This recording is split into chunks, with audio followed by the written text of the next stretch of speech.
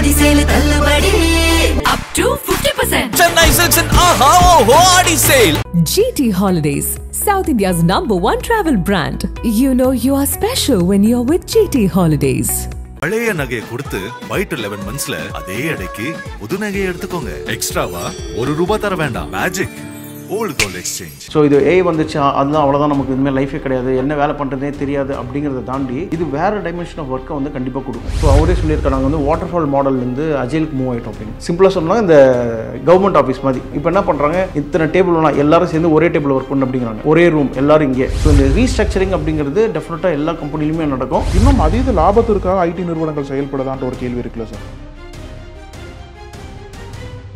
நீ போகணுன்னு நினைக்கிறப்ப நீ 3 மாதம் நோட்டீஸ் சர்வ் பண்ணணும், எனக்கு நீ வேணாம் அப்படிங்கிறப்போ 3 நிமிஷத்தில் ஒன்று அனுப்பிச்சிடுவோம் அப்படிங்கிற மாதிரியான ஒரு கட்டமைப்பு தான் இருக்குது. முக்கால்வாசி மேனேஜ்மெண்ட்டுக்கு யார் வேணும்னாக்கா மேனேஜ்மெண்டோட. நக்கீரன் நேயர்களுக்கு வணக்கம். டிசிஎஸ் அறிவித்திருக்கக்கூடிய லே ஆஃப்ஸ் கிட்டத்தட்ட 12,000 ஊழியர்கள் இந்த லே ஆஃப்ஸால் வேலையை இழப்பாங்கன்னு சொல்லிட்டு சொல்கிறாங்க. இந்த ஒரு செய்தி என்பது ஐடி உலகத்தில் ஒரு பெரிய பேசு பொருளாக மாறி இருக்கு. அது மட்டும் இல்லாமல் இப்போ இருக்கக்கூடிய ஊழியர்களோட எதிர்காலம் என்ன அப்படின்ற கேள்வி எழுந்திருக்கு. இந்த ஒரு லே ஆஃப்ஸ்க்கு பின்னாடி ஏஐ மட்டும் தான் காரணமா, இல்லை வேற ஏதாவது காரணம் இருக்கா? அது மட்டும் இல்லாமல் எதற்காக லாபகரமாக இருக்கக்கூடிய நிறுவனங்கள் எல்லாம் ஊழியர்கள் வந்து நீக்கிறாங்க அப்படின்ற கேள்விகள்லாம் எழுந்திருக்கு. இந்த கேள்விகளுக்கு இன்னைக்கு பதிலளிக்க இணைஞ்சிருக்காரு, உங்களுக்கு எல்லாம் தெரிந்த முகம் தான், சர்டிஃபைட் ராஸ்கல்ஸ் திரு சுதீர் அவர்கள். அவரை வரவேற்கலாம். சார் வணக்கம். ரொம்ப நன்றி சார் உங்கள் நேரத்துக்கு. மேனேஜர் மகேஷ்னு சொல்லலாம். அந்த மாதிரி ஐடி நிறுவனங்கள் நடக்கக்கூடிய ஒவ்வொரு இது குறித்தும் நீங்கள் தொடர்ந்து வீடியோ பண்ணிட்டு இருக்கீங்க. ஸோ இந்த டிசிஎஸ் பற்றி லே ஆஃப் பேசும்போது சார், பொதுவாக லே ஆஃப் வந்து தொடர்ந்து நடக்கிறது தான். ஆனால் டிசிஎஸ்ல அந்த லே ஆஃப் வந்திருக்கு அப்படின்னா தான் ஒரு பெரிய அதிர்ச்சி. டிசிஎஸ் லே ஆஃப் பண்ணுறாங்களா? என்ன ஒரு பார்வை இருந்தது அப்படின்னா, டிசிஎஸ் வந்து ஒரு கவர்மெண்ட் ஜாப் மாதிரி, நீங்கள் சேர்ந்துட்டீங்க அப்படின்னா செட்டில் ஆயிடுச்சு, ஜாப் செக்யூரிட்டி உங்களுக்கு இருக்கும். அது மட்டும் இல்லாமல் அந்த டாடா குரூப்லேயே அதிக வருமானம் ஈட்டக்கூடிய நிறுவனம் டிசிஎஸ் தான். அந்த மாதிரி இருக்கிற சமயத்தில் டிசிஎஸ் எதற்காக இப்போ திடீர்னு ஒரு லே ஆஃப் அறிவிக்கிறாங்க அப்படின்னு பார்க்கும்போது இதற்கு பின்னாடி என்ன காரணம்? உங்களோட முதற்கட்ட பார்வை என்ன சார்? அதை பற்றி தான் நீங்கள் சொன்ன மாதிரியே வந்து லே ஆஃப் அப்படிங்கிறது வந்து இன்றைக்கி இது புதுசு கிடையாது, நிறைய கேள்விப்பட்டுருக்கோம். அட்லீஸ்ட் இந்த கோவிட் டைம்லேருந்து நிறைய கேள்விப்பட்டுருக்கோம். பட் லே ஆஃப் அப்படிங்கிற விஷயம் வந்து இன்றைக்கி நேற்று இல்லை, இது வந்து ஒரு 20 வருட காலமாகவே இது நடந்துகிட்டு இருக்கிற ஒரு விஷயம் தான். இன்றைக்கி வந்து சோஷியல் மீடியா, இந்த நியூஸில் வந்து இந்த ஐடி சம்மந்தப்பட்ட விஷயங்கள்லாம் கூர்ந்து கவனிக்கிறதுனால அந்த நியூஸ் வந்து ரொம்ப பிரபலம் ஆகுது. அதுவும் முக்கியமான கம்பெனிஸ் லைக் டிசிஎஸ் மாதிரி ஒரு கம்பெனி இந்த மாதிரி ஒரு விஷயத்தை பண்ணுது அப்படிங்கிறப்போ டெஃபினட்டாக வந்து அது ஹைலைட் ஆகிடுது. ஸோ இதே டிசிஎஸ் எனக்கு தெரிஞ்சு ஒரு 20 வருஷத்துக்கு முன்னாலே இப்போ பண்ணுற அதே பேட்டர்ன் ஆஃப் லே ஆஃப் பண்ணியிருக்காங்க. ஏன் இதை நான் கான்ஃபிடண்ட்டாக சொல்கிறேன்னாக்கா, என்னோடய கசின் பிரதர் அந்த லே ஆஃபில் இருந்தார் டிசிஎஸில் ப்ரோக்ராம், இதே சென்னை டிவிஷனில் தான். ஸோ இன்றைக்கி வந்து அது ஒரு வெளிச்சத்துக்கு வந்திருக்குது, அவ்வளோதான். நெக்ஸ்ட் அவங்களே ஓப்பனாக சொல்கிறாங்க, முன்னெல்லாம் வந்து மறைமுகமாக பண்ணணும், இப்போ எல்லாருமே பண்ணுறாங்க அப்படிங்கிறப்போ நாங்கள் இவ்வளோ பர்சன்டேஜ் பண்ணுறோம் அப்படிங்கிறது வந்து அவங்களே வந்து பொது வெளியில் வந்து சொல்லிட்டு போயிடுறாங்க, அவ்வளோதான். சார், இப்போ இன்னொரு முக்கியமான விஷயம் என்னென்னா, இந்த குறிப்பிட்ட லே ஆஃப் பற்றி பேசும்போது பின்னாடி பல காரணங்கள் சொல்லப்படுது. இப்போ டிசிஎஸோட சிஇஓ கீர்த்திவாசன் என்ன சொன்னார் அப்படின்னா, எதிர்கால நலன் கருதி, அதாவது கம்பெனியை வந்து ஃபியூச்சர் ரெடி அந்த மாதிரி ஒரு கொண்டு போகிறதுல இந்த லே ஆஃப்ஸ் வந்து நாங்கள் பண்ண போகிறோம், 2% ஆஃப் லே ஆஃப் பண்ண போகிறோன்ற மாதிரி சொல்கிறாங்க. இது இந்த வருடங்களில் ஒரு 12,000 ஊழியர்களை பாதிக்க வாய்ப்பு இருக்குது. ஸோ இதுக்கு பின்னாடி ஏஐ தான் ஒரு பெரிய காரணம் பார்க்கப்படுது சார். ஏன்னா இப்போ ஏஐயோட அந்த வளர்ச்சி என்பது நிறுவனங்களுக்குள்ளே எப்படி போயிட்டுருக்கு, ஏஐ வந்து எதெல்லாம் ரீப்ளேஸ் பண்ணிட்டு இருக்கு, அந்த ரீப்ளேஸ் பண்ணுறதுனால எந்தெந்த வேலைகளுக்கு பாதிப்பு ஏற்படுது, இந்த ஒரு டிசிஎஸ் லே ஆஃப் ஏஐ மட்டும் காரணமாக எடுத்துக்கலாமா, இல்லை வேறு ஏதேனும் காரணம் இருக்குன்னு பார்க்குறீங்களா? இல்லை, ஆக்சுவலாக ஐ திங்க் அவரே சொல்லியிருக்காரு ஏஐ இல்லை அப்படிங்கிற மாதிரி. ஒன் ஆஃப் த ரீசன்ஸாக இல்லைன்னு சொல்லியிருக்காரு அப்படின்னு சொல்லியிருக்காரு. ஸோ இது வந்து ஏஐ வந்து முக்கியமாக மெயினான காரணம் அப்படின்னு சொல்ல முடியாது. மெயின் ஸ்ட்ரக்சர் பார்த்தீங்கன்னாக்கா அவங்க ரீஸ்ட்ரக்சர் பண்ணிகிட்டு இருக்காங்க. எல்லா கம்பெனியுமே இது வந்து ஒவ்வொரு காலகட்டத்தில் பண்ணுவாங்க. சில கம்பெனிஸ் வந்து ஒரு 5 வருஷம் கழிச்சு, ஒரு 10 வருஷம் கழிச்சு அப்படின்னு. ரொம்ப சிம்பிளாக சொல்லணுன்னாக்கா வந்து இன்றைக்கி இது ஏஐயோட இன்ஃப்ளூயன்ஸ் கண்டிப்பாக இருக்குது. உங்களுக்கு ரொம்ப ஈஸியாக புரியணும் அப்படின்னாக்கா, இன்றைக்கி வந்து ஒரு 10 பேர் கொண்டு ஒரு டீம் இருக்குது, ரிப்போர்ட்டிங்காக ஒரு டீம் ஒர்க் பண்ணிகிட்டு இருக்காங்க. ஸோ அந்த 10 பேர் டீமுக்கு ஒரு மினிமம் ஒரு டீம் லீடர் இருப்பாங்க. இந்த மாதிரி ஒரு 4 ப்ராஜெக்ட் இருக்குன்னு வச்சுக்கங்களேன், 4 ப்ராஜெக்ட்லையும் இந்த மாதிரி ரிப்போர்ட்டிங்கான ஒரு எம்ஐஎஸ் டீம் இருக்குது, ஒரு 40 பேர். அப்படின்னா 4 டீம் லீடர், ஒரு மேனேஜர் கண்டிப்பாக அதுக்கு தேவைப்படும். ஸோ அது ஒரு தனி ஒரு டிபார்ட்மெண்ட் மாதிரியே. இன்றைக்கி ஏஐ உள்ளே வந்ததுக்கப்புறம் இந்த 10 பேர் பண்ணுற வேலையை அந்த ஒரு ஆள் கரெக்டாக ப்ராம்ப்ட் கொடுத்து பண்ண முடிஞ்சாலே போதும். ஓகே. ஸோ இப்போ இந்த 10 பேர் வந்து ஒரு ஆளாக மாறிட்டான். அப்போ ஒரு ஆளாக மாறினதுக்கப்புறம் அந்த ஒரு ஆளுக்கு ஒரு மேனேஜர் தேவையே கிடையாது. இப்போ 4 பேர் தான் இருக்காங்க. இப்போ இந்த 4 பேருக்கு ஒரு சூப்பர்வைசர் போதும். ஸோ உங்களுக்கு அந்த என்டையர் டிபார்ட்மெண்ட்டே டிமினிஷ் ஆகிடுச்சு. ஸோ அந்த பிரமிடே உங்களுக்கு இல்லை. இப்போது பிரமிட் கம்மியாகுது அப்படிங்கிறது அது இல்லை. ஸோ இது வந்து இன்டைரக்டாக வந்து அந்த ஒரு 4 டீம் மேனேஜர்ஸும் அதுக்கு மேலே ஒரு பாஸும் இல்லை இப்போது. ஸோ அப்படிங்கிற பட்சத்தில் இது ஒரு ரீஸ்ட்ரக்சர் தான் அது. ஸோ ஏயோட இன்ஃப்ளூயன்ஸ் இந்த மாதிரி வருதுங்க. ஓகே. நெக்ஸ்ட்டு வந்து ஒரு கம்பெனியை பார்த்தீங்கன்னாக்கா இப்போ அவரே சொல்லியிருக்காங்க, நாங்கள் வந்து வாட்டர்ஃபால் மாடல்லேருந்து அஜைலுக்கு மூவ் ஆகிட்டோம் அப்படின்னு. வாட்டர்ஃபால் மாடல்னாக்கா சிம்பிளாக சொல்லணுன்னாக்கா தண்ணி ஒரு தொட்டி ஃபுல்லாக நிரம்பிடும். அது நிரம்பினதுக்கப்புறம் அடுத்த தொட்டிக்கு போகும். சிம்பிளாக சொல்லணும்னா இந்த கவர்மெண்ட் ஆஃபீஸ் மாதிரி இந்த டேபிளில் ஒர்க்கு முடிச்சுட்டு அடுத்த டேபிளுக்கு போகும், அங்கே ஒரு அதிகாரி சைன் பண்ணுவார், அதுக்கப்புறம் அடுத்த டேபிளுக்கு போகும். இப்போ என்ன பண்ணுறாங்க, இத்தனை டேபிள்னா எல்லாரும் சேர்ந்து ஒரே டேபிள் ஒர்க் பண்ணு அப்படிங்கிறாங்க. ஒரே ரூம் எல்லாரும் இங்கே இது முடிச்சோன்னா அவனுக்கு கொடு சார், அவன் செக் பண்ண சார், நீ ஏஞ்சி போய் செக் பண்ண, அங்கே தானே இருக்கான் போ. நான் சும்மா கொலோக்கிலே சொல்கிறேன் நான். இப்படி நடக்குது. இப்போது 10 டிபார்ட்மெண்ட்டோட ஒர்க்கை ஒரே இதில் முடிஞ்சிருச்சு. இதில் என்ன அட்வான்டேஜ்னாக்கா டைம் மிச்சமாகுது. இப்போ இங்கேருந்து ஒருத்தன் இந்த டேபிள்லேருந்து சார் ஐ கம்ப்ளீட் அது ஒர்க்குன்னு ஒருத்தன் சொல்லுவான், அதை அவன் அடுத்த நாள் பார்த்துட்டு ஓகே ஐ ரிசீவ்டு சொல்லுவான். இந்த 2-3 நாள் கேப்பே கிடையாது. இப்போது மினிட்ஸில் நடக்குது எல்லாமே. ஸோ இந்த பேட்டர்னில் போகிறப்போ அந்தந்த டிபார்ட்மெண்ட்டே தேவையில்லை. இப்போது எல்லாமே ஒரே டீமுக்குள்ளே வந்துடுது. இப்போது 10 டேபிள் இருக்குது அப்படிங்கிற பட்சத்தில் அந்த 10 டீமுக்கான டீம் மேனேஜர்ஸ் இதெல்லாம் இருக்குது. இப்போ அது கிடையாது, ஒரே ஸ்ட்ரக்சர்லேயே முடிஞ்சிருச்சு இப்போது. ஸோ இதுதான் வந்து ரீஸ்ட்ரக்சரிங். இப்போ இந்த ரீஸ்ட்ரக்சரிங் நடக்கிறப்போ அவங்க பார்க்குறாங்க இத்தனை ஆளுக்கு தேவையில்லை. ஸோ இப்போது இந்த டிசிஎஸ்னுடைய லேஆஃபை பார்த்தீங்கன்னாக்கா பெஞ்சில் இருக்கிறவங்கள மட்டும்தான் லேஆஃப் பண்ணியிருக்காங்க. பெஞ்ச்லேயும் ஐ திங்க் அவங்க வந்து ஒரு some good amount of time அவங்க வெயிட் பண்ணியிருக்காங்க. அந்த டைமுக்குள்ளே அவங்களால வந்து வேறு ப்ராஜெக்ட்குள்ளே லாக் ஆக முடியல. ஓகே. ஸோ ஸ்கில் மேட்ச் இல்லை அப்படிங்கிறதுனால இது பண்ணுறாங்க. ஸோ இதுதான் அவங்க கொடுத்துருக்க ஸ்டேட்மெண்ட். ஸோ இந்த ரீஸ்ட்ரக்சரிங் அப்படிங்கிறது டெஃபினட்டாக எல்லா கம்பெனிலுமே நடக்கும். அது ஒரு இன்டர்வல்ஸ் தான். 5 வருஷத்துக்கு ஒரு நடக்கலாம், சில டைம் 10 வருஷம் நடக்கலாம். ப்ளஸ் இப்போ நமக்கு வந்து ஆட்டோமேஷனு ஏஐ இதெல்லாம் வந்ததுனால நிறைய சேஞ்சஸ் வேறு வந்துருச்சு, ரோபஸ்ட்டாக வந்துருச்சு. அப்போது கண்டிப்பாக வந்து மினிமைஸ் ஆகிடுச்சு. அது முன்னெல்லாம் வந்து என் கம்பெனி வந்து இத்தனை லட்சம் எம்ப்ளாயிஸ் இருக்கிறது பெரிய கம்பெனி அப்படிங்கிறது தான் வந்து ஒரு இதுவாக இருந்தது, ஸ்கேலாக இருந்தது. இன்றைக்கி அந்த இதுலேருந்து மாறிட்டாங்க. இப்போ எப்படின்னாக்கா நான் எவ்வளோ ப்ராடக்ட் டெலிவர் பண்ணுறேன் அப்படிங்கிறத பேஸ் பண்ணி தான் வந்து இப்போது நான் பெரிய கம்பெனியை காமிக்கிறது.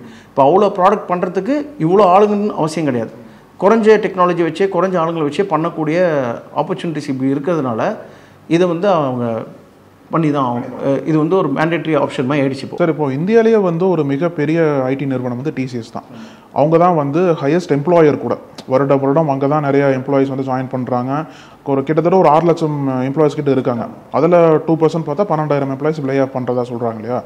இப்போ ஏஐயோட பெரிய வளர்ச்சி என்பது இப்போ எந்த அளவுக்கு உள்ள ஊடுருவிக்குன்னு பார்க்குறீங்க? இப்போ இந்த லே ஆஃப் பொறுத்த அளவில் பார்த்தீங்கன்னா டிசிஎஸ்ல வந்து மிட் லெவல் மேனேஜர்ஸும் சீனியர் லெவல் மேனேஜர்ஸ் தான் லே ஆஃப் பண்ண போகிறாங்கன்னு மாதிரி சொல்கிறாங்க. இப்போ அந்த லெவல் வரைக்கும் ஏஐ வந்து ஒர்க் பண்ண ஆரம்பிச்சிருச்சா இல்லை? ஏன்னா நமக்கு தெரிஞ்ச வரைக்கும் பேசிக்காக சில வேலைகள் பண்ணும். பேசிக்காக கோட் எழுதுறது, அப்புறம் மெயில் டிராஃப்ட் பண்ணுறது, அப்புறம் டிரான்ஸ்லேட் பண்ணுறது, கண்டென்ட் எழுதுறது, இதெல்லாம் பேசிக்காக ஏஐ பண்ணக்கூடிய வேலை. இதெல்லாமே என்ட்ரி லெவல் ஜாப்ஸில் பண்ணிடலாம். ஆனால் அந்த லெவலுக்கு ஒரு 10 இயர்ஸ் தாண்டி இருக்கக்கூடிய ஒரு அனுபவம் உள்ள ஊழியர்கள் நீக்கிற அளவுக்கு ஏஐ வந்து ரீப்ளேஸ் பண்ணிருச்சுன்னு பார்க்கலாமா சார்? ஸோ அதான் இப்போ நான் அதுக்கு முன்னாடி சொன்ன எக்ஸாம்பிள் மாதிரி ஒரு டீம் ஒரு 10 பேர் ரிப்போர்ட் பண்ணுற ஒர்க்கை இப்போ ஒரு ஆள் வந்து ஒரு ப்ராம்ப்டில் பண்ணிடுவாங்க. ஸோ இப்போ இந்த டீம் மறைஞ்சிருச்சு இல்லையா? இப்போ இந்த டீம் போயிடுச்சுன்னா மேனேஜ்மெண்ட் இல்லை, மேனேஜர் தேவையில்லை. ஓகே. 10 பேருக்கு ஒரு மேனேஜர் அப்படிங்கிறது போயிடுச்சு. இப்போது 4 பேர் ஒரு சூப்பர்வைசர் இருந்தால் போதும். ஸோ மிட் லெவல் மேனேஜ்மெண்ட் பார்த்தீங்கனாலே அவர் வந்து இஸ் ஆக்சுவலி நாட் ப்ரொடக்டிவ். நான் சொல்கிறது என்னன்னாக்கா அந்த கிரவுண்ட் ஒர்க் அவர் பண்ணுறதில்ல. ஏன்னா அவர் மேனேஜர் கேடரில் போயிட்டார் அவர். ஸோ அவரோட ஒர்க் என்னன்னாக்கா சூப்பர்விஷன், மேனேஜ்மெண்ட், இந்த இதுதான் அவர் மெயினாக பார்த்துக்கிறோம். அந்த கிளைண்ட்டோட டிஸ்கஸ் பண்ணுறது, இந்த மாதிரி விஷயங்கள் மட்டும்தான் அவரோட டீல் பண்ணுவார். இந்த கிரவுண்ட் லெவல் ஒர்க் அப்படிங்கிறதுலேருந்து அவர் கொஞ்சம் தள்ளி இருப்பார். இப்போ ஏன்னா அந்த எக்ஸ்பீரியன்ஸ்லேயும் நேரத்துக்கு வந்துட்டார் அவர். ஆல்ரெடி இந்த சிஸ்டமில் ஒரு 10 வருஷமோ 15 வருஷமோ 20 வருஷமோ இருந்திருப்பார் அவர். ஸோ இப்போ அங்கே தான் இப்போ நான் சொன்ன அதே எக்ஸாம்பிள்னால தான் இவங்களுக்கு அந்த ஒர்க்கு தேவையில்லை. அந்த கிரவுண்ட் ஒர்க் பண்ணுறதுக்கு 10 பேருக்கு பதில் ஒரு ஆள் வந்ததுனால இதை ஒரு ஆளை மேனேஜ் பண்ணுறதுக்கு இன்னொரு மேனேஜர் தேவையில்லைன்னு அப்படிங்கிற சுச்சுவேஷன் அமைஞ்சிருச்சு. இங்கே தான் இந்த ஏஐனுடைய இன்டைரக்ட் இன்ஃப்ளூயன்ஸ் இங்கே தான் வருது. சார், இப்போ ஐடி நிறுவனங்கள்லாம் ஏஐ பற்றி முழுசாக படிச்சிருக்காங்களா இல்லை முழுசாக படிக்காமையே வந்து, ஏன்னா ஏஐ இப்போ தான் கொஞ்சம் கொஞ்சமாக எவால்வ் ஆகுது, கொஞ்சம் வர ஆரம்பிக்குது.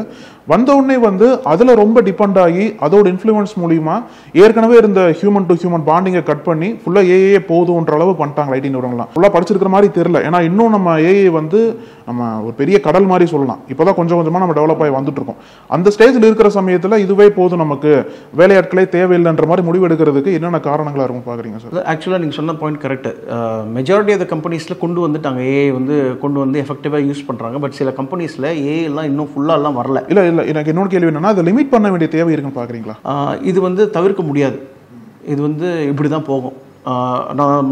நம்ம அந்த காலத்துலேருந்தே இந்த எவல்யூஷன் நம்ம பார்த்துட்டு தான் வரும். முன்ன வந்து சைக்கிள் ரிக்ஷா ஓட்டிகிட்டு இருந்த ஒரு ஆள், அதுக்கு பதில் இப்போது ஒரு காரோ அந்த மாதிரி வந்தோடனே ஒரு 2-3 பேர் போகிற ஒரே இடத்துல இப்போ ஒரு பெரிய பஸ் வந்துருச்சு. ஸோ அத்தனை டிரைவருக்கான வேலை போயிடுச்சு. ஸோ அது மாதிரி இது வந்து தவிர்க்க முடியாத ஒரு விஷயமாக தான் மாறிடும். இது வந்து நீங்கள் லிமிட் பண்ணவே முடியாது, இங்கேருந்து அடுத்த கட்டத்துக்கு தான் போகும். பட் இது என்னன்னா, இப்போ எப்படி நம்ம வந்து ஒரு சைக்கிள் வண்டி இருந்து போயிட்டு ஒரு பஸ்ஸு கார்லாம் வந்ததோ, அது வேறு ஒரு வேலை வாய்ப்பையோ வேற ஒரு விஷயத்தை நமக்கு எக்ஸ்ப்ளோர் பண்ண கொடுத்ததோ, அது மாதிரி இதுவும் வேறு ஒரு பரிணாமத்தை கொடுக்கும். ஸோ இது வந்துச்சு அதுதான் அவ்வளோதான், நமக்கு இதுமாதிரி லைஃபே கிடையாது, என்ன வேலை பண்ணுறதே தெரியாது அப்படிங்கிறத தாண்டி இது வேறு டைமென்ஷன் ஆஃப் ஒர்க்கை வந்து கண்டிப்பாக கொடுக்கும். அது என்ன அப்படிங்கிற ஒர்க்கு, அந்த கிளாரிட்டி வந்து இன்னொரு ஃபியூ இயர்ஸ்க்கு அப்புறம் தான் நமக்கு தெரியும். நிறைய ஐடி கம்பெனிஸ்லேயும் வந்து ஃபுல் ஃப்ளெஜ்டெல்லாம் ஏஐலாம் யூஸ் பண்ணல. அவங்க ஆல்ரெடி பண்ணிகிட்டு இருக்க ஆட்டோமேஷனையே வந்து அவங்க ஏஐ அப்படின்னு ரீநேம் பண்ணிவிட்டு ஒரு விஷயத்தை பண்ணிகிட்டு இருக்காங்க தவிர்த்து, கிளைண்ட்டுக்கிட்ட வந்து ஏஐ எனேபிள்ட் அப்படின்னு சொல்கிறோம். இப்போ நிறைய மொபைல் ஆப்ஸ்லாம் பார்த்தீங்கன்னாக்கா வந்து ஏஐ எனேபிள்ட் அப்படின்னு அந்த எடிட்டர் இதெல்லாம் வரும். பட் அந்த ஃபீச்சர்ஸ் எல்லாம் ஒரு 5 வருஷம் முன்னாடியே கூட இருந்திருக்கு, 10 வருஷம் முன்னாடியே இருந்தது. அந்த பேர் மட்டும் போட்டுக்கிட்டு பண்ணுற இது இருக்காங்க. சில கம்பெனிஸ் வந்து ஏஐ அப்படிங்கிற விஷயத்தை யூஸ் பண்ணி இந்த ரீஸ்ட்ரக்சரிங்கு அது ஒரு ரீசனாக வச்சு இது பண்ணுறாங்க. எப்படி கொஞ்ச நாளைக்கு முன்னாடி ரெசெஷன் ஒரு விஷயம் வந்தது, அந்த கம்பெனி அஃபெக்ட் ஆகுதோ இல்லையோ ரெசெஷன் அப்படிங்கிற பேரை வச்சு நம்ம கொஞ்சம் பேரை கட் பண்ணோம் அப்படின்னு பண்ணாங்க இல்லையா, அது மாதிரி யூஸ் பண்ணுற விஷயமும் இங்கே நடக்குது. சரி, ஏற்கனவே டிசிஎஸ் வந்து ஒரு லாபகரமான நிறுவனம் தான், ஏற்கனவே நல்ல ஒரு ரெவன்யூ ஜென்ரேட் பண்ணக்கூடிய நிறுவனமாக இருக்குது. இப்போ இதில் வந்து இத்தனை ஆயிரம் பேரை வேலை நீக்கிறாங்க அப்படின்னா இன்னும் அதீத லாபத்திற்காக ஐடி நிறுவனங்கள் செயல்படுதான்ற ஒரு கேள்வி இருக்குல்ல சார்? ஸோ இதை வந்து ஒரு 3 பெர்ஸ்பெக்டிவில் பார்க்குறேன் இந்த லே ஆஃப் அப்படிங்கிற விஷயத்தை. ஏன்னா அந்த ரீஸ்ட்ரக்சர் அப்படிங்கிறது கம்பெனி வந்து ஒன்று வந்து மேத்தமெட்டிக்கல் ரீசன்னாக்கா இவ்வளோ பேர் தேவையா அப்படிங்கிறது. இப்போ வந்து ரீஸ்ட்ரக்சர் பண்ணிட்டோம், இப்போ வந்து டெக்னாலஜி மாறிடுச்சு, இப்போ இத்தனை டீம் இருந்தாலே போதும், இத்தனை பேர் ஒர்க் பண்ணாலே போதும், இந்த காஸ்ட்டை வந்து நம்ம டெக்னாலஜிக்கு போட போகிறோம் அப்படிங்கிறப்போ இத்தனை பேரை நம்ம வந்து பெஞ்சில் உட்கார வச்சுருக்கோம். ஸோ கிட்டத்தட்ட ஒரு வருஷம் வெயிட் பண்ணியிருப்பாங்க, 1 வருஷம் வெயிட் பண்ணியிருக்கலாம். அவங்க பார்த்துட்டு வேறு ஏதாவது இவங்க ஃபிட் பண்ண முடியுமான்னு பார்த்தா பண்ண முடியல. மேனேஜர் கேடரில் வந்து ஒருத்தரை போயிட்டு மறுபடியும் கோடு எழுத சொன்னால் அவர் போக மாட்டார், அவருக்கும் அது கரெக்டும் கிடையாது. நெக்ஸ்ட் இவர் வந்து இண்டிவிஜுவல் கான்ட்ரிபியூட்டராக போடலாம் அப்படின்னு யோசிச்சிருப்பாங்க, அதுவும் கிடைக்கல. வேறு ஏதாவது புது ப்ராஜெக்ட்ஸ் வருது, அங்கே ஏதாவது கொண்டு வரும், இதெல்லாம் எக்ஸ்ப்ளோர் பண்ணி பார்த்துட்டு எதுவுமே இல்லை அப்படிங்கிற பட்சத்தில் எவ்வளோ நாள் தான் வச்சுருக்கிறது அப்படின்னு சொல்லிட்டு ரீஸ்ட்ரக்சர் பண்ணுறாங்க. ஸோ இது வந்து ஒரு ஜென்யூனான ரீசன், இது வந்து மேத்தமெட்டிக்கல் ரீசன். கால்குலேஷன்ஸில் இவ்வளோ தேவையில்லை, நம்ம சும்மா டம்ப் பண்ணிகிட்ருக்கோம், உட்கார வச்சு சும்மா அதுக்கு வேறு எங்கேயா கூட போகலாம் அவர் அப்படிங்கிறதுல. இப்போ கூட இந்த லே ஆஃபில் கூட அவங்களுக்கு காம்பன்சேஷன்லாம் கொடுத்து அதுக்கப்புறம் வந்து அந்த இன்சூரன்ஸ் எல்லாம், ஹெல்த் இன்சூரன்ஸ் எல்லாம் எக்ஸ்டெண்ட் பண்ணி தான் அனுப்புகிறாங்க. இந்த மாதிரி ஒன்று பண்ணுறாங்க. நெக்ஸ்ட்டு வந்து இதில் பொலிட்டிக்கல் ரீசனும் இருக்கும். அதாவது ஒருத்தர் வந்து ஒன்று அனுப்பணும், வேலை விட்டு அனுப்பணும். நான் சொன்ன எல்லா ரீசன்ஸுமே இருக்கலாம், இல்லை இந்த ரீசன்ஸ் எல்லாம் இவருக்கு ஏற்ற மாதிரி கொண்டு வந்து அவரை கார்னர் பண்ணுறதும் இருக்கலாம். அப்படி கார்னர் பண்ணுறப்போ சும்மாவே உட்கார வச்சாக்கா ஒரு கட்டத்தில் உங்களுக்கே வந்து உங்களோட ஈகோ இது ஆகும்ல, என்னடா எல்லாரும் ஒர்க் பண்ணுறாங்க, நம்ம சும்மா வந்துட்டு போகிறோம், உங்களுக்கு தேவையான முக்கியத்துவம் இல்லாமல் கொஞ்சம் கொஞ்சமாக உங்களை கட் பண்ணுவாங்க. நாளைக்கு ஏதோ ஒரு மீட்டிங்னாக்கா இல்லை பெஞ்சில் இருக்கிற மேனேஜர்ஸ்லாம் வரவேணாம் அப்படிம்பாங்க, அங்கே ஒரு இன்சல்ட் ஏற்படும். அந்த மாதிரி சில விஷயங்கள் ஏற்படும். அது வந்து பொலிட்டிக்கல் ரீசன், உள்ளே இருக்கிறவங்க அவங்க பிளான் பண்ணி இவனை தூக்கலாம் அப்படின்னு சொல்லி. ஸோ இப்போ இந்த மாதத்துலேயுமே அது நடந்திருக்கலாம், அது ஒன்று. மூணாவது பார்த்தீங்கன்னாக்கா அஃப்கோர்ஸ் எல்லாருக்கும் தெரிஞ்சு அது எமோஷனல் ரீசன். ஜென்ரலாக வந்து லே ஆஃப்னு பார்த்தோன்னா நம்ம ஃபஸ்ட்டு கனெக்ட் ஆகிறது அது எமோஷனல் தான். ஏன்னா இத்தனை வருஷமாக ஒர்க் பண்ணியிருக்கான், நம்ம வந்து வேலையை விட்டு தூக்கிட்டானே அப்படின்னு. ஸோ இதுக்கு மறுபடியும் 2 ஆங்கிள் இருக்குது. இப்போது இந்த கம்பெனியில் இருக்கிற மிடில் மேனேஜ்மெண்ட்ஸ் தான் தூக்கியிருக்காங்க. இவங்க எல்லாருமே வந்து மினிமம் ஒரு 10 வருஷம் எக்ஸ்பீரியன்ஸ், 15 வருஷம் எக்ஸ்பீரியன்ஸ்க்கு அப்புறம் தான் இந்த லெவலுக்கு வந்திருப்பாங்க. ஸோ இந்த ஹைரிங் ப்ராசஸ்னு ஒன்று இருக்கு இல்லையா, இப்போ இந்த ஹைரிங் ப்ராசஸ் வந்து 10 வருஷத்துக்கு முன்னாலே அவங்களை இன்செப்ட் பண்ணியிருப்பாங்க, ஹையர் பண்ணியிருப்பாங்க. 10 வருஷத்துக்கு முன்னால் இவங்களால வந்து ப்ரெடிக்ட் பண்ணியிருக்க முடியுமான்னா முடியாது.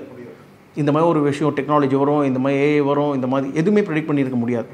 அவங்க இவ்வளோ நாள் கொண்டு வந்து இப்போது ஒரு ஸ்டேஜ் வந்துச்சு. அதனால தான் அந்த கம்பெனிக்கு ரீஸ்ட்ரக்சர் பண்ணணும் அப்படிங்கிற ஒரு இது வர்றப்போ இவங்க மாட்டுறாங்க. இது எங்கே நம்ம வந்து ப்ளேம் பண்ணலாம் ஹெச்ஆர் அப்படின்னாக்கா, 2 வருஷத்துக்கு முன்னால் ஒருத்தனை ஹையர் பண்ணியிருக்கேன், அதாவது ஒரு ஸ்டார்ட் லெவல்லையும் அந்த மாதிரி ஹையர் பண்ணியிருக்கேன். 2 வருஷத்தில் வந்து லே ஆஃப் பண்ணுறேன் அப்படின்னாக்கா உன் ஹையரிங் ப்ராசஸ் தப்பு, நீ வந்து ஃபியூச்சரே பார்க்கலன்னு அர்த்தம். அண்ட் கொஸ்டின்லேயே நீ கேட்குற where do you see yourself in 5 years? ஆமாம், கரெக்ட். அப்போ நீங்களே வந்து 5 years டவுன் த லைன் உங்கள் கம்பெனியில் அவனுக்கு ஃபியூச்சர் இருக்குதா இல்லையான்னு கூட பார்க்காம அவனை உள்ளே எடுத்துகிட்டு 2 வருஷத்தில் வந்து இப்போ வந்து ஆப்பர்ச்சுனிட்டி இல்லை நீ கிளம்புன்னு சொன்னாக்கா அங்கே வந்து கண்டிப்பாக வந்து ஹெச்ஆர் நம்ம ப்ளேம் பண்ணலாம், மேனேஜ்மெண்ட்டை ப்ளேம் பண்ணலாம். பட் இந்த மிடில் மேனேஜர்ஸ் வந்து லே ஆஃப் பண்ணுறது அப்படிங்கிறது 100% வந்து கம்பெனியை ப்ளேம் பண்ண முடியுமான்னா கிடையாது. பட் இதில் வந்து எங்கே ப்ளேம் பண்ண முடியும் அப்படின்னாக்கா, இந்த பொலிட்டிசைஸ் பண்ணி வெளில அனுப்புகிறாங்கல்ல, இந்த சிச்சுவேஷனை யூஸ் பண்ணி ஒருத்தனை கார்னர் பண்ணி தட்டி தூக்குறாங்கல்ல, அந்த இடத்த வந்து நம்ம கொஸ்டின் பண்ணலாம், அந்த இடத்த தான் நம்ம வந்து இது பண்ண முடியும், அங்கே தான் நம்ம இது பண்ண முடியும். இல்லைன்னா நம்ம வேறு ஆப்ஷனே கிடையாது. இது வந்து தொடர்ந்து நடந்துகிட்டே தான் இருக்க போகிறோம். எல்லா கம்பெனிலும் நடந்துட்டு இருக்கிற விஷயம் தான் சார். இப்போ லே ஆஃப் பற்றி பேசும்போது சார், இப்போ இதில் வந்து முக்கியமான விஷயம் என்ன அப்படின்னா, எப்படி நடக்கும்? இப்போ 12,000 பேர் நீக்க போகிறான்னு சொல்லிட்டாங்களே, இது அப்படியே அப்ரட்டாக நடந்துருமா, இல்லை கொஞ்சம் கொஞ்சமாக ஒவ்வொரு ஃபேஸாக நடக்குமா, இல்லை அந்த ஊழியர்களுக்கெல்லாம் இன்னொரு வாய்ப்பு கொடுக்கப்படுமா, அந்த நிறுவனங்களை கூப்பிட்டு பேசுவாங்களா, இல்லை வேறு எதுனா என்ன மாதிரி ப்ராசஸில் நடக்கும்னு? இது இந்த லே ஆஃப் படித்ததுக்கும் என்ன புரிஞ்சதுனாக்கா, இது வந்து ப்ராப்பர் ஸ்ட்ரக்சர்டான ஒரு லே ஆஃப் தான் இருக்குது எனக்கு தெரிஞ்ச வரைக்கும். ஆன் பேப்பரில் படிச்சிருக்கோம். அங்கே உள்ளே இருக்கிறவங்க யாராவது இதை பார்த்து இந்த வீடியோ பார்த்து கமெண்ட் பண்ணால் மட்டும்தான் நமக்கு தெரியும் உள்ளே எப்படி நடந்திருக்குன்னு. பட் படிக்கிறவங்க எப்படி இருக்குனாக்கா, இது அவங்களுக்கான டைம் கொடுத்துருக்காங்க, அதுக்குள்ளே நீங்கள் வந்து வேறு ப்ராஜெக்ட்குள்ளே நீங்கள் போக பாருங்கன்னு சொல்லியிருக்காங்க. அது ஆக்சுவலாக பெஞ்ச் வந்து 35 டேஸ்ன்னு சொன்னாங்க. 35 டேஸில் வந்து நீங்கள் வந்து பார்க்கணும்னு சொல்லியிருக்காங்க. அந்த காலகட்டம் அப்படிங்கிறது கம்மியாக தான் இருக்குது. அது கிட்டத்தட்ட 1 மந்த் இருக்கு இல்லையா, அந்த 1 மந்த்ங்கிறது is very less time, practically not possible time. So management plan பண்ணிட்டாங்க, வெளில அனுப்புகிறோன்னு பிளான் பண்ணிட்டாங்க. ஸோ அதனால் அந்த டியூரேஷனை கம்மி பண்ணிட்டாங்க. நார்மலாக அட்லீஸ்ட் ஒரு 90 டேஸ் இருக்கும், அந்த மாதிரி இருக்கும். 6 months to 3 months அந்த ரேஞ்சில் தான் இருக்கும். பட் இவங்க வந்து 1 month அப்படிங்கிறது அது வந்து கொஞ்சம் இதுதான். ஸோ அவங்க வந்து டைம் கொடுத்துருக்காங்க. அதுக்கப்புறம் வந்து அவங்க இந்த வேறு ஆப்ஷன் இல்லை அப்படிங்கிறப்போ நீங்கள் வந்து you have to be asked to leave அப்படின்னு சொல்கிறாங்க. அங்கே வந்து சொல்கிறாங்க, உங்களுக்கு நாங்கள் வந்து கொஞ்சம் அமௌண்ட் கொடுத்துட்றோம் காம்பன்சேஷன், உங்களுடைய மெடிக்கல் இன்சூரன்ஸ் வந்து இந்த வருஷத்துக்கு எக்ஸ்டெண்ட் ஆகும், இந்த மாதிரி விஷயங்கள்லாம் கொடுத்து ப்ராப்பராக ஒரு சென்ட் ஆஃப் மாதிரி பண்ணுறாங்க. சார், நீங்கள் சொன்னது போல் ஆஸ்க் டு லீவ்னு சொன்னீங்கல்ல, இதில் தான் ஒரு பெரிய கேள்வி எனக்கு என்ன அப்படின்னா, லே ஆஃப் பண்ணிட்டாங்க. இப்போ நீங்கள் முன்னாடியே ஒரு பாயிண்ட் கோட் பண்ணீங்க, அதீதமான வேலையாட்கள் இருக்காங்க அப்படின்னா அவங்கள வேலையை குறைக்கணும், அவங்களோட வேலையை நீக்கணும்னு சொல்லிட்டு தான் நிறுவனங்கள் பண்ணுறாங்க. அப்படி அந்த மாதிரி நிறுவனங்கள் சொல்கிறதும் ஒரு விதத்தில் சரியாக படும்போது, எதற்காக நிறுவனங்கள் வந்து அவங்கள கன்வின்ஸ் பண்ணி நீங்கள் ரிசைன் பண்ண மாதிரி காட்டுங்க அப்படின்ற மாதிரி எதுக்கு அவங்கள சொல்கிறாங்க சார்? ஏன்னா ஆஸ்க் டு லீவ் அப்படின்றது இப்போ வெளியில் எப்படி தெரியும் அப்படின்னா, வேலையை அனுப்பிட்டோம்னு சொல்லிட்டு நிறுவனங்களுக்கு கெட்ட பேர் வந்துடும், வேலையை விட்டு தூக்கிட்டாங்க. ஆனால் நிறுவனங்கள் உள்ளே வந்து அவங்கள்ட்ட பேசி நீங்களா ரிசைன் பண்ணுற மாதிரி மெயில் அனுப்புனாங்க, நீங்களே ஒதுங்கோன்னு சொல்கிற ஒரு பேச்சு இருக்குல்ல சார், அப்படி வந்தால் நிறுவனங்களுக்கு கெட்ட பேர் ஏற்படாது. ஆனால் இன்ஃபேக்ட் உள்ளே பார்த்தோம் அப்படின்னா அவங்கள வெளியில் அனுப்புறது நிறுவனங்கள் தான், அவங்களா வாலண்டியராக வெளியில் போல. அப்போ அந்த ரெசிக்னேஷன் வந்து வாலண்டியர் ரெசிக்னேஷன் கிடையாதுன்னு தான் தெரியுது நமக்கு. அப்படி இருக்கிற சமயத்தில் எதற்காக நிறுவனங்கள் வந்து அவங்கள வந்து த்ரெட்டன் பண்ணுற மாதிரி பண்ணி ரெசிக்னேஷன் பண்ணுறாங்க? இது வந்து த்ரெட்டன்னு சொல்ல முடியாது, இன்டெரக்டாக வந்து சொல்லிட்டாங்க, இல்லை நீங்கள் கிளம்பிடுங்க அப்படிங்கிறது தான். இது வந்து நீ போகாட்டி ஒன்று இது பண்ணுவேன், அந்த மாதிரி போனால் தான் இது எங்களுக்கு இல்லை, வேலை இல்லை, அதனால் நீங்கள் போயிடுங்க. ஸோ இப்போ இந்த ஃபார்மேட்டில் எப்படி இருக்குன்னு தெரியல, அவங்களோட இந்த இதில் வந்து எப்படி இருக்குன்னு தெரியல.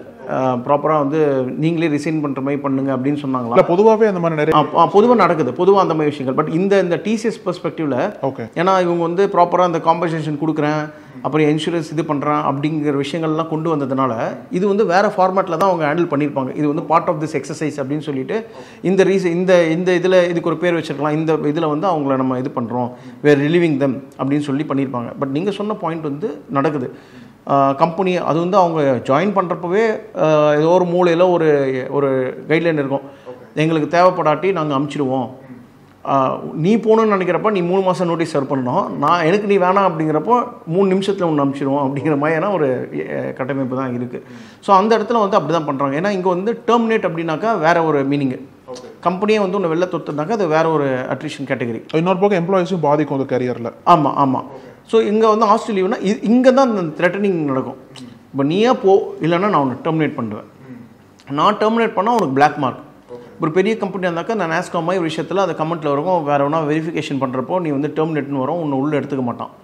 இதுவே நான் உனக்கு ஆப்ஷன் கொடுக்குறேன், நானே ரிசைன் பண்ணிட்டு போகிறேன்னாக்கா உன்னை ஒன்றும் பண்ண மாட்டேன். அந்த மாதிரியான ஒரு த்ரெட்டனிங்கும் நடக்குது. பட் இந்த டிசிஎஸ் விஷயத்தில் அப்படி நடந்துதான்னு எனக்கு தெரியல. பட் ஜென்ரலாக இந்த மாதிரி விஷயங்கள் கண்டிப்பாக இருக்குது. 12,000 ஊழியர்கள் வந்து மிட் லெவல் சீனியர் லெவல் இருந்தவங்க, ஒரு 10 வருஷத்துக்கு மேலே அனுபவம் மிக்கவர்கள் இல்லையா. இப்போ இவங்க வந்து அடுத்து இப்போ என்னன்னா டிசிஎஸ்ஐ நீக்கிட்டாங்க அப்படின்னா அடுத்தவங்களுக்கு எங்கே போவாங்க அப்படின்ற ஒரு நம்பிக்கையின்மை இருக்கும்.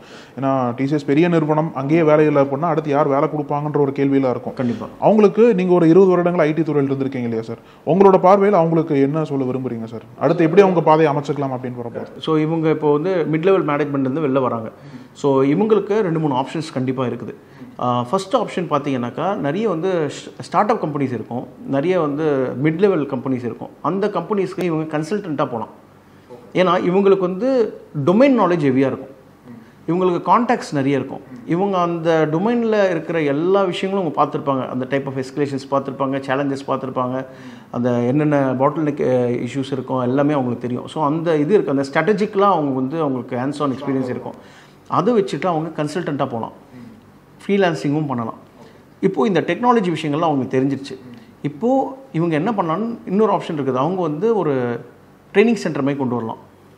இதை வந்து வச்சு இது பண்ணி அங்கேருந்து ட்ரெயின் பண்ணி ஆளுங்களை வந்து, ஏன்னா இப்போ எப்படி இருந்தாலும் இப்போ மிட் லெவல் மேனேஜர்ஸை தூக்கிட்டாங்க அப்படின்னாக்கா இங்கே வந்து கிரவுண்ட் லெவல் ஆளுங்க தேவைப்படுது, படித்தவங்க தேவைப்படுது.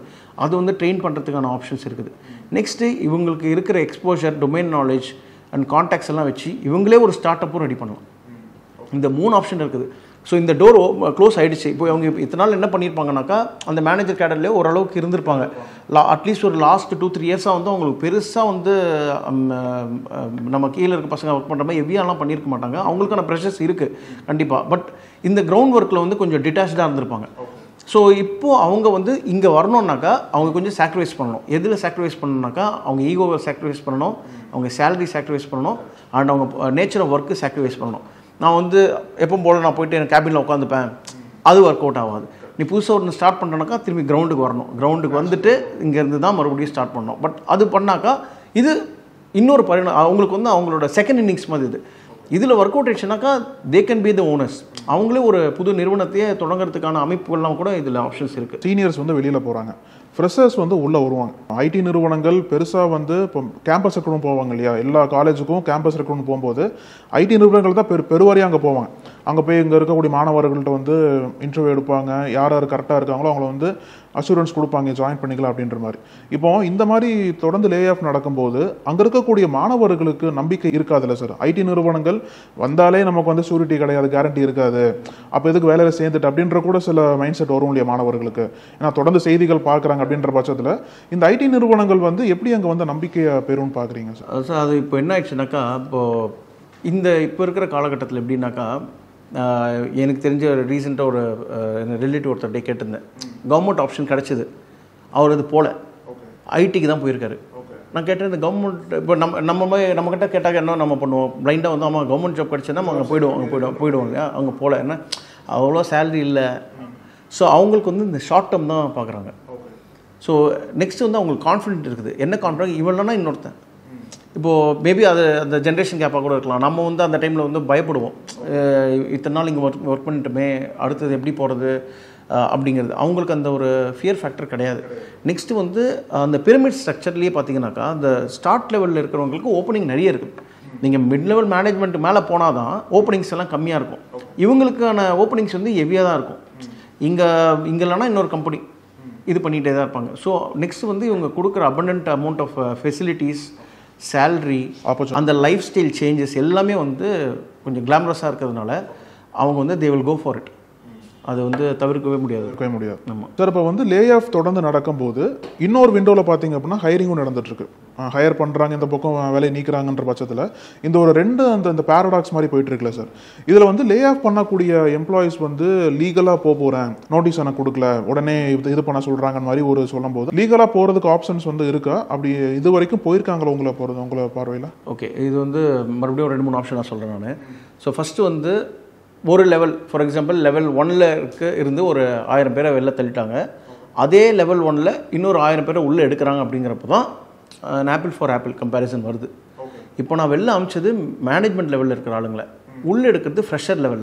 ஓகே. ஸோ இவங்களோட ரீசனிங்கே என்னன்னாக்கா ரீஸ்ட்ரக்சர் பண்ணுறேன் அப்படின்னு கொண்டு வந்துட்டாங்க. ஸோ இப்போ இவங்க கேஸே போட்டாலும் அங்கே கேஸ் வந்து சொல்லுவாங்க எதுக்கு நீ பண்ண அப்படின்னாக்கா அவங்க காமிக்க போகிறான். அதுதான் அந்த மேத்தமெட்டிக்கல் ரீசன் நான் சொன்னது. சார் முன்னே வந்து இப்படி இருந்தது, 5 வருஷத்துக்கு முன்னால் எங்கள் டீம் ஸ்ட்ரக்சர் இப்படி இருந்தது, we are using this waterfall model. இப்போ இந்த நியூ டெக்னாலஜிலாம் வந்துச்சு, நாங்கள் அஜைல் மாடலுக்கு மூவ் ஆகிட்டோம். இப்போ எங்கள் டீம் ஸ்ட்ரக்சர் இவ்வளோ தான், ப்ளஸ் எங்களுக்கு ப்ராஜெக்ட்ஸ் இவ்வளோ தான் இருக்குது, இந்த இதெல்லாம் நாங்கள் இவ்வளோ தான் பண்ண முடியும். ஸோ எங்களுக்கு இந்த கேடரில் ஆளுங்க தேவைப்படலை. ப்ளஸ் இவங்களுக்கு நாங்கள் அவகாசம் கொடுத்தோம், 30 days கொடுத்தோம், 1 month கொடுத்தோம். அவங்களால இது பண்ண முடியல, ப்ளஸ் ஸ்கில் இது பண்ண முடியல. அவங்களோட நல்லதுக்காக நாங்கள் வந்து அவங்கள ரிலீவ் பண்ணுறோம். ஸோ வெளியாவது அவங்க போய் இது பண்ணிக்கலாமே, எதுக்கு அவங்க டேலண்ட்டை நாம் வச்சு வேஸ்ட் பண்ணுறது அப்படின்னு நாங்கள் வாதத்தை வைப்பாங்க. ஸோ இங்கே வந்து செல்லுபடி ஆகாது, இந்த கம்பேரிசன் ஒர்க் அவுட் ஆகாது. இவங்களை வெளில அமிச்சு, ஏன்னா இவங்க பண்ணுற வேலையும் இவங்க பண்ணுற வேலையும் சேம் கிடையாது, மேனேஜ் பண்ணுற வேலையும் இந்த லெவல் 1ல் பண்ணுறவங்களும் சேம் கிடையாது. ஸோ இந்த பாயிண்ட் போயிடுச்சு. எப்போ இவங்க ஃபைட் பண்ணலாம் அப்படின்னாக்கா, நான் சொன்ன அந்த பொலிட்டிக்கல் ரீசன் எல்லாமே இருக்குது, கரெக்டாக தான் பெர்ஃபார்ம் பண்ணிட்டுருக்கேன், என்னோடய ரோலுக்கான ஒர்க்கும் இருக்குது, இருந்தாலும் நீ என்ன அந்த அந்த ரோலுக்கான ஒர்க்கை பண்ண விடாமல் வேணும்னே தூக்கி ஒரு ஓரத்தில் வச்சு நான் பண்ணாத ஒரு விஷயத்த பண்ண மாதிரி காமிச்சு, இதுக்கெல்லாம் டேட்டா இருக்கணும். அதாவது போர் பெர்ஃபார்மன்ஸ் அப்படின்னு வந்து கோட் பண்ணுறாங்க அப்படின்றப்போ இவர்கிட்ட டேட்டா இருக்கணும். இதுக்கு ஒரு மாதம் முன்னாடியோ வாட் எவர் டியூரேஷனில் இவருக்கு அப்ரிஷியேஷன் வந்த மெயில்ஸு இதெல்லாம் ஒரு காப்பி வச்சுருந்து எனக்கு இது மாதிரிலாம் அக்னாலேஜ் பண்ணியிருக்காங்க, கிளைண்ட்டே அப்ரிஷியேட் பண்ணியிருக்கான், மேனேஜ்மெண்ட்டே அப்ரிஷியேட் பண்ணியிருக்குது, அப்போ எப்படி நான் வந்து போர் பெர்ஃபார்மர், போன அப்ரைசலில் எனக்கு நல்ல ரேட்டிங் கொடுத்துருக்காங்க, இப்போ எப்படி நீங்கள் வந்து என்ன போர் பெர்ஃபார்மர் சொல்கிறீங்க, இந்த ரோல் இன்னும் இருக்குது, இந்த டீம் இன்னும் எக்ஸிஸ்டிங்கில் தான் இருக்குது, இருந்தாலும் என்னையே இங்கே ஒர்க் பண்ண விடாமல் வெளில பெஞ்சில் உட்கார வச்சிங்க, இந்த மாதிரி பொலிட்டிக்கல் ரீசன்னால் சொல்லி கேஸ் பண்ணாக்கா கேஸ் செல்லுபடி ஆகும். இன்ஃபேக்ட் இப்போ ரீசெண்டாக அந்த டிஎஸ்பி சுந்தரேசன் கேஸ் பார்த்தீங்கன்னாக்கா கிட்டத்தட்ட அந்த மாதிரி தான் பெர்ஃபார்ம் பண்ணுற ஒரு ஆள் அவர் கார்னர் பண்ணுறாங்க, ஒரு கட்டத்தில் ஒரு பஸ்ட் அவுட் ஆகிறாரு, வெளில வந்து பேசுகிறாரு. இன்ஃபேக்ட் அதே சாராம்சத்தை வச்சு நாங்கள் ஒரு ஷார்ட் ஃபிலிம் இப்போ பண்ணியிருக்கோம் இந்த வாரம் ரிலீஸ்க்கு, ஆஸ் டு லீவ் தான் டைட்டிலே வந்து ஆஸ் டு லீவ் தான். ஸோ இந்த இடத்துல செல்லுபடி ஆகும். பட் இங்கேயும் ஒரு கேட்ச் இருக்குது. இப்போ நான் தான் அந்த மேனேஜர், நான் போய் கேஸ் போடுறேன். இப்போது நான் கேஸ் போடுறப்ப டெஃபினட்டாக ஏதோ ஒரு இடத்துல மீடியாவில் வரப்போகுது, ஏதோ இடத்துல ரெக்கார்ட்ஸ் இருக்கும். இப்போ நான் திரும்பி எங்கே போகிறேன், அடுத்தது இன்னொரு ஐடி கம்பெனி தான் வேலைக்கு போகிறேன் அப்படிங்கிறப்போ அந்த மேனேஜ்மெண்ட்டை என்னை எடுக்கிறதுக்கு யோசிப்பான் கண்டிப்பாக. சிம்பிள் லாஜிக் தான். ஒரு குடுத்தனை இருக்கும், அந்த வீட்டு ஓனர் கூட சண்டை போட்டு வெளில வரும். அந்த சண்டை நமக்கு நியாயமான சண்டையாக தான் இருக்கும், நம்ம வந்து நியாயத்துக்காக தான் பேசியிருப்போம். பட் வெளில வந்து பார்க்குறப்ப அவன் சண்டை போடுவான்ப்பா, நம்ம வச்சுக்கோனா அப்படின்னு சொல்லிட்டு இது பண்ணுவாங்க. ஏன்னா முக்கால்வாசி மேனேஜ்மெண்ட்டுக்கு யார் வேணும்னாக்கா மேனேஜ்மெண்ட்டோட இணக்கமாக போகிறவங்க மட்டும்தான் தேவை. ஸோ அப்போது வேறு ஆப்ஷன் இல்லாமல் நான் வந்து இந்த கேஸ் போடுறது நான் டபுள் டைம்ஸ் யோசிக்க வேண்டியதாக இருக்கும். நெக்ஸ்ட்டு நம்மளோட இதில் வந்து டக்குன்னு ரிசல்ட்ஸ் கிடைக்காது. ஒரு லீகல் போனாக்கா நம்ம வெயிட் பண்ண வேண்டியதாக இருக்கும், அதுக்கான செலவு இருக்குது. அது வரைக்கும் என்னோடய இஎம்ஐ, என்னோடய குடும்ப சுமைகள் இது எல்லாத்தையும் நான் பார்க்கணும்.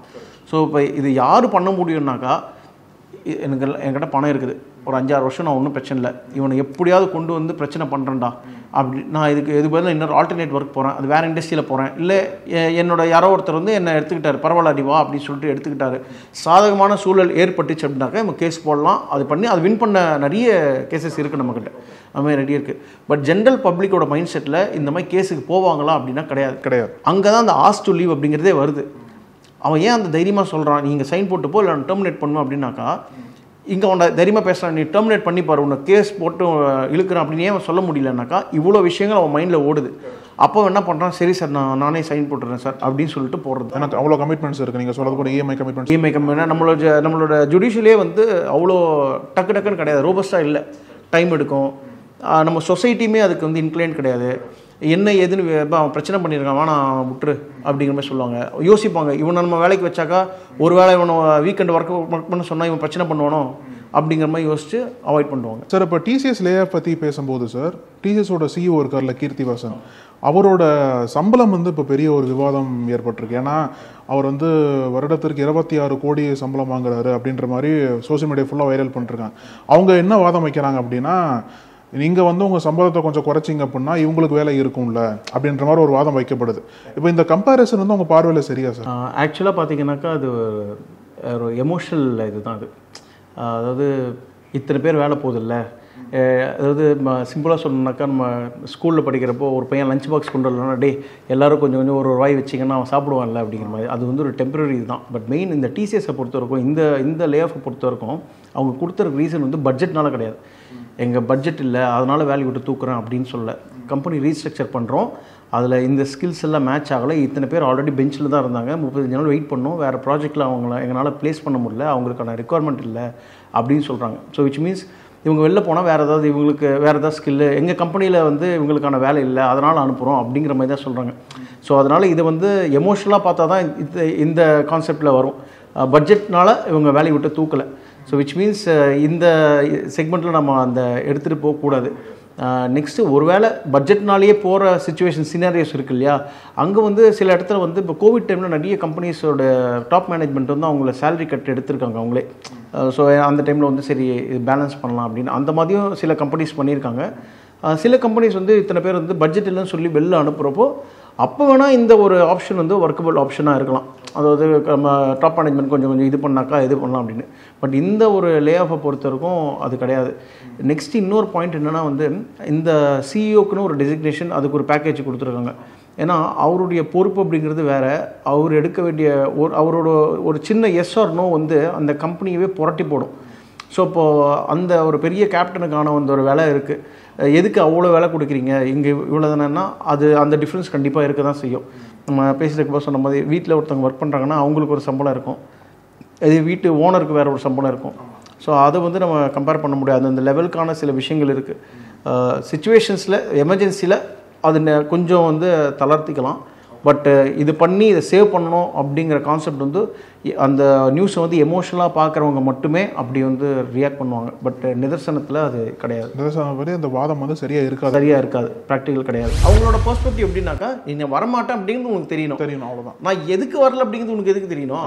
என்ன வேணா ரீசன் இருந்துட்டு போட்டோம், நான் இன்னைக்கு வரல, எனக்கு லீவ் பேலன்ஸ் இருக்குது, நான் வரல, அவ்வளோதான். நம்மளை வந்து ஒரு கட்டுப்பாடுக்குள்ளே கொண்டு வந்தாங்கல்ல, நம்மளே வந்து அந்த கம்பெனியே நம்மளது தான் அப்படிங்கிற மாதிரி, நம்ம ஐயோ நம்ம இல்லைன்னா என்ன ஆக போகுது அப்படிங்கிற மாதிரி இந்த இதுக்கு அதெல்லாம் கிடையாது. இந்த ஜென்ரேஷனுக்கு வந்து அவங்களுக்கு வந்து அந்த இதெல்லாம் கிடையாது. நக்கீரன் டிவிக்கு சப்ஸ்கிரைப் செய்யுங்கள். உங்கள் ஆதரவே எங்கள் பலம். ஆசிரியர்களுக்கு நண்பனாகவும் மாணவர்களுக்கு ஆசானாகவும் திகழும் தேர்வு வழிகாட்டி. ஒவ்வொரு பாடத்திற்கும் அனுபவமிக்க ஆசிரியர்களின் துல்லியமான தெளிவான விடைகள். CNC இருக்கு, தேர்வு பயம் எதற்கு? இது தீரன் பப்ளிஷிங் ஹவுஸ் விற்பனை வெளியீடு.